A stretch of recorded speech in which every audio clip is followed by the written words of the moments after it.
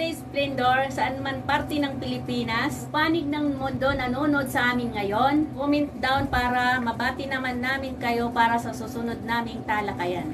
At kung hindi ka pa nakasubscribe sa aming channel, click the subscribe button at notification bell below para maging updated ka sa aming susunod na video. Nandyan pa rin ang mga mabibigat na problema sa basura, ngunit patuloy pa rin itong dumarami. Ang layunin ng proyektong ito ay tulungan ang mga tao at ang gobyerno kahit hindi maalis, ngunit upang mabawasan ang lumalaking problema sa basura. Habang itinatag natin ang proyektong ito, naniniwala na ito ay magbibigay at lilikha ng trabaho, tutulong sa kanila na makapagbigay ng magandang bahay na maaaring manirahan ng maayos at nasa mabuting kalusugan. Sa pamamagitan ng proyektong ito ay makapagpapaangat ng kalidad ng buhay sa simpleng sistema at organisadong pamamahala na may pagmamalaki natin sa buong mundo.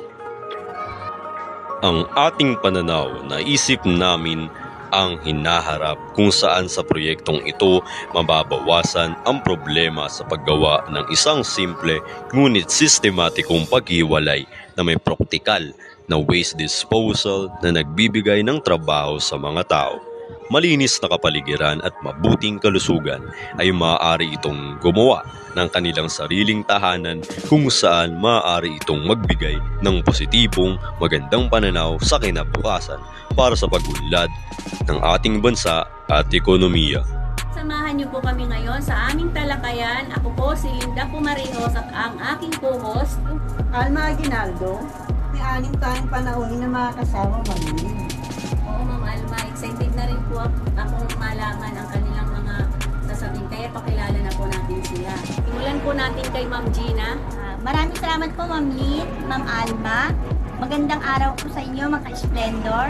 Ako nga po pala si Jean Alcera, taga Quezon City. Today, I'm Maria de Bez Meronda from Antipolo City. Magandang araw po sa ating lahat, mga ka-Splendor. Ako po pala si Merlin Orasa mula sa North Caloocan City. Good day to everyone. I'm Zenaida Ledesma Dasil from Pasig City. Hello viewers. Magandang araw po sa lahat. Ako po si Orlando Gabuyo from Antipolo City. Thank you, Ma'am Alma. Magandang araw po mga ka-Splendor. Ako po si Marites Hanto from Ataytay. Maraming salamat sa inyong pagpaunlak at nasamahan kami sa ating talakayan ngayon. At sila po pala mamili ng ating kasama sa Splendor. Ano nga ba ang Splendor? Ang Splendor ay isang environmental solution. Maraming salamat, Ma'am Gina, sa iyong ibinahagi. Totoo, tama ka. At itong Splendor ay, ito po ay yung layunin talaga ng Splendor para sa pangangalaga ng ating kapaligiran at makatulong po tayo. At kayo, ano po ang maitutulong ninyo sa kalagayan ng kapaligiran natin ngayon? Ma'am Linda, ang maitutulong ko sa ating kapaligiran ngayon, ang tanging pagsegregate lamang ng aking mga basura mula sa aming bahay para maibsan ang kalat na basura sa kapaligiran. Maraming salamat, Ma'am Merlin, sa iyong kasagutan na tama yung ginawa mo niyan sa pag-segregation.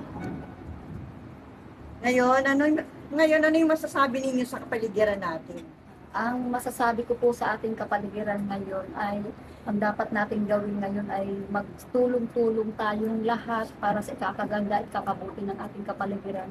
Kasi base po sa aking experience is pag ako'y lumabas sa bahay, kahit saang kalsada o kahit saang sulok man, makikita mo talaga nagkalat ang mga basura. Kaya yun ang dapat natin kailangan pagtulungan para maayos at mapaganda ang ating kapaligiran.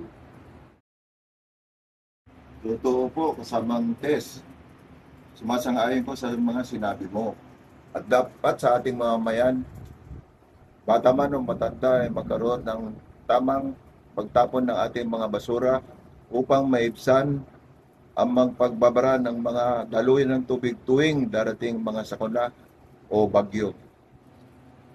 Sang-ayon ako doon sa mga nasabi niyo, Ma'am Tess, Sir Gabuyo, na kailangan talaga natin ngayon ay pangalagaan ng ating kapaligiran. Ano naman po ang may ipapanalangin natin sa kalagayan ng mundo natin ngayon. Ako'y dumadalangin sa may kapal, nagabayan niya ang grupo ng Splendor, ng implementing groups of Splendor na malutas ang mga problema sa kalikasan. Maraming salamat sa panalangin sa Splendor at dalangin din natin na magtagumpay ang kapareho ng advocacy sa pagsagip sa ating Mother Earth. At sa ngayon, ano naman ang masasabi niyo sa Splendor?